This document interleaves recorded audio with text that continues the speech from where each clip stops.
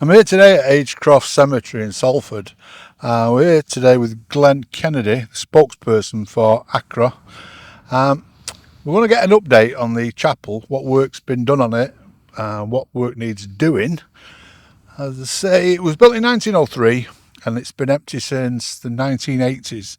So obviously a lot of work and money and attention is going to be needed. Glenn, how's the work going on it? Well, obviously at the moment there's no work actually took place actually on the chapel, apart from obviously the council that bereavement services installed new fencing because obviously the chapel was getting broke into by kids and they were holding satanic verses in there and stuff like that and whatever. There was actually, but no. The Basically the committee of ACRA, we're working behind the scenes because a lot of people keep messaging me and say every time they come down to the cemetery, nothing's actually happening. They're still seeing the same building looking like it's going to fall down.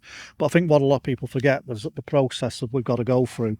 We're now, like I said, a registered charity. So now we can apply for funding, we can get grants, we can apply for events, we can also do fundraising events, merchandising and stuff like that.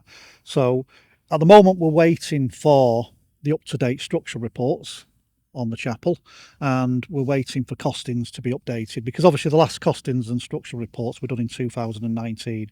So obviously they're a bit out of date now, and it's going to take quite a bit more money now to redo this project. And also the state of the property is probably going to be in a little bit worse state than it was. Has Salford Council been helpful with you? Salford Council's been tremendous, to be honest with you. We've had full support off them. They've backed us all the way. They're fully supportive of what we're trying to achieve, and they're fully supportive on basically getting this chapel back up and running for the community. Yeah. How volunteers? That's the important question. How many have you got, and how many do you need? Well, yeah. I mean, obviously the amount of volunteers will need eventually is an hard question to sort of answer at the moment, but we do need people with experience and people that are willing to get involved as we move forward with this. We're still looking for new committee members to come on board. Certainly people with building, not actually building as in building, putting bricks on things and roof on. Engineering, yeah, people that have got experience with dealing with contractors, dealing with surveyors and stuff like that. That's the main thing we need. And obviously going forward we will need volunteers to help us with fundraising and other projects as we move along with this. Would I be right in saying that the project, once it's finished, there will be a cafe stroke heritage centre on the side? Well, the plans that we put forward for it, which had already been put forward before, but obviously they have to be resubmitted, and I don't think there'll be any problems getting it through because obviously they're the plans Salford Council want, they're the plans we want, and obviously they've already been approved once before, is to put an extension onto the side which will hold a cafeteria.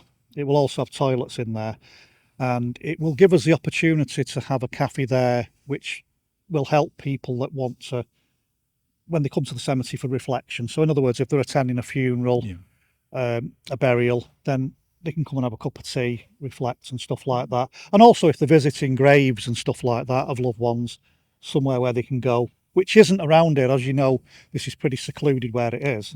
And that's also the same for floral tributes, for a florist that will be in there, will sell memorial items, floral gifts for people. But also we did say as well was to bring it back to the community, and we did say we wanted it to be open for use for other alternative things. So that could be again open to take the pressure off the chapel, off the crematorium. So it could be used for burials and stuff like that. Will it be open 7 days a week? Well, again, that's down to Salford Council's working with Salford Council on how we're going to do that. But that's the aim. We do want, obviously cemetery times are different than obviously times of what buildings are open, should I say. So we're hoping that we're going to be open 7 days a week once we're complete, but obviously there will be times, structured times, opening times, if you know what I mean. The next question will be a hard one, obviously.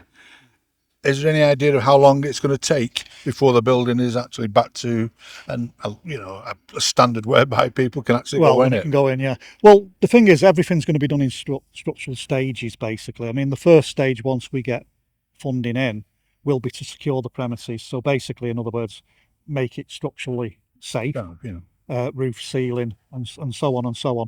Then the next stage after that then will be to bring it back to life. We can't put a It'd be wrong for me to stand here today and say, yeah, in 2 years' time or 5 years' time, people will be walking in there and using the facility. We just don't know. It all depends on how much long the work takes to do, and obviously the big thing is money. You know, the last reports that were done in 2019 to do the projects were well in excess of £2 million.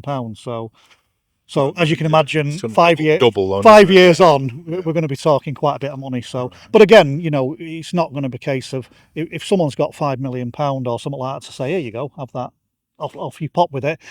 It'll be nice, but it still wouldn't speed things up as reality, such because, isn't it? Yeah. because we've got a lot of work to do to get to that stage of it reopening. So it'd be fair to say the ball's rolling, Yeah, the ball is rolling. and there will be, over the period of time, we will see work carried out.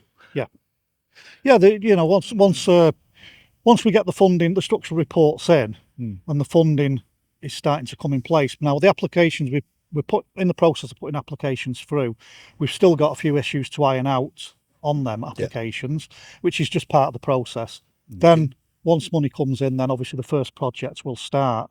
But obviously I can't give any dates because it'd be wrong for me to mislead people, but we are in the process. Finally, young Glenn, the viewers, how do they help and who do they contact? Have you got a website? Right, well, what we're doing is, at the moment, we're not taking donations from the public. We are going to be doing. That's one of the processes, what we want. We want to do fundraising events. We want to look at other options of raising money and donations. Now, we will put that live when we're in a position to do that. Now, if you want to contact us, you can contact us through Acra Facebook group. That's Acra. Acra, yeah, which is ACRA, which is Agecroft Chapel Restoration Association. You can contact us through that, or you can contact me through Facebook.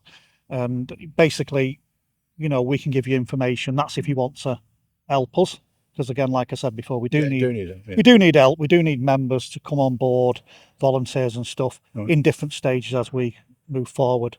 Beautiful. So if you can help Glenn in any way, obviously can't take money yet, but if you can help in any capacity, on you want members on the board, don't you? You're saying you want volunteers, contact Glenn on his Facebook page or on Acra. They've got a website on Facebook. Glenn, thanks for speaking to us and giving us an update. No problem. Like I say, people have been asking about it, but it's good to see the ball's rolling. Yeah. And we're all doing well. Cheers, Glenn. You're a gentleman.